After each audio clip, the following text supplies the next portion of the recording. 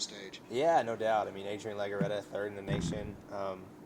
The course was so tricky. I saw him at the 5 mile mark, right? And I yelled at him, hey, you could win this thing. Like, he was right there with the leaders. He looked amazing. And yeah, he made a break for it, right? Those top three made a break for it, and he only lost by 5 or 6 seconds, whatever it was. So yeah, for that guy, when he first got here, he was a walk-on. He didn't even make our regional team his first year. He was 110th in the nation 2 years ago, so he's made huge improvement. Texas Panhandle kids, so we're always proud of that. But yeah, so for him to compete the way he did, I was super happy. And then just with the men, Matisse Boris, also All-American, ran great. Um, yeah, and then just kind of didn't quite have the firepower 3, 4 to 5 to be in that top 10, but still really pleased with the way the guys ran. When you get to that level, you can say, oh, somebody's 130th in the nation, but if you're 10 seconds further, you're up 30 or 40 spots. So it can be a little deceiving. So we're happy with the way they ran. And then the women, yeah, ninth. I think we just kind of made a bit of a tactical error on the women. We were 26th at 1K, which is way, way too far back. And made a huge push moving all the way up to ninth after you're 26th at 1K is pretty crazy, especially on a course like that. So we were fit and we were ready for it, just a little bit too slow at the start. And I told the girls after, like, hey, that's on me. I told y'all to be a bit conservative, and yeah, we kind of paid for it. But they fought hard, and I was really, really proud of both groups. It's been a long season. It comes down to what happened and um, how do you reflect on the season, what these athletes were able to accomplish. Yeah, I mean, I look at our women. We've kind of had some issues with some injuries, or even a girl that had some visa issues that couldn't get here. So there were 3 women, that could be in our top 7 that weren't here. So for us to win a conference title and still make the meet and still be top 10 in the nation despite things like this, and even on the men we had some struggles. We had 2 guys that weren't able to get here, again, for visa issues. So yeah, I was just really, really pleased with the group that we had and the way that they showed up and competed every time that we asked them to get on the line.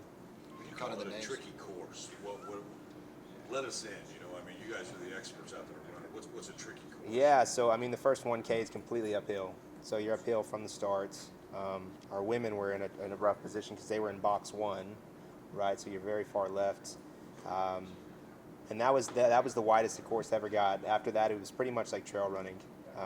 So it's really hard to fit more than 3 runners across. So once you kind of get past the 2K mark for the women, you're not going to have much room to move. And that's just kind of the way that it was. So yeah, that's what made it difficult. The surface was really tough. It was like trail running. I've never been on a cross-country course like that, especially at the national meet. So, but yeah, they handled it well. It was muddy. I mean, any condition that you could have thought of to make it difficult, it was there. Hilly, mud, tight course. But yeah, despite all that, I'm happy with the way we competed. names we talked about all year, Naomi, Sarah, Abigail, all earning those All-American honors there. Just kind of how proud are you to see them finish out the season as strong as they started it? Yeah, it's always nice when you get to the national stage, and some people are going to rise to the occasion, and some people are going to break under that sort of pressure. And those girls have been consistent at every race that we've been to, right? So for them to, even them start as far back as they were and move the way they did is just incredible. And Abigail was 40th, which is the last All-American spot, and she moved really, really hard over the last kilometer to make that happen. And Naomi and Sarah did too. Like, when I saw them again at the 1K mark, I think Sarah was in 120th place, and Naomi was further back than that, 140 or 150. So for them to finish at the place that they did on the course like that, I think it really speaks to just how hard they fought in the middle of this thing.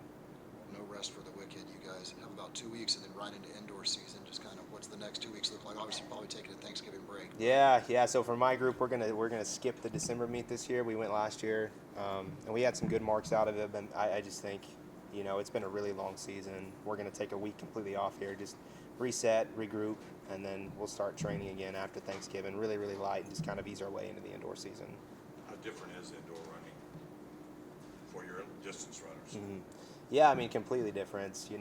Obviously the things we just talked about with the course being difficult and, strategy that goes into a race, a lot of that goes out the window. It's more about splits and time and what you need to be each lap. And there's some positioning things indoor for sure that you have to deal with, but it's nothing to the extent of cross country. So.